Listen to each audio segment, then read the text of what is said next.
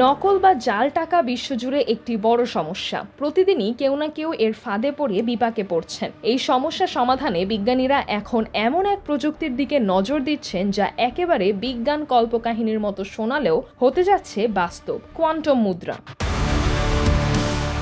সাম্প্রতিক এক গবেষণায় দেখা গেছে কোয়ান্টাম তথ্যের এক ক্ষুদ্র অংশ এমনভাবে সংরক্ষণ করা সম্ভব যা ডেবিট কার্ডের মতো কাজ করবে। এই মুদ্রা ব্যবহারের ক্ষেত্রে নকল বা জালিয়াতির কোনো সুযোগ থাকবে না। বিজ্ঞানীদের মতে কোয়ান্টাম মুদ্রা কোনো কাগজের নোট বা ডিজিটাল কোডের উপর নির্ভরশীল নয়। এটি তথ্য সংরক্ষণ করে বিশেষ এক কোয়ান্টাম অবস্থায়। সহজ ভাষায় বলতে গেলে একটি ইলেকট্রনের ঘূর্ণন বা একটি ফোটনের মেরুকরণ পোলারাইজেশন অবস্থায় তথ্য ধারণ করা হয়। এই ধারণার গোড়াপত্তন করেছিলেন স্টিফেন উইজনার 1983 সালে, যা কনজুগেট কোডিং নামে পরিচিত।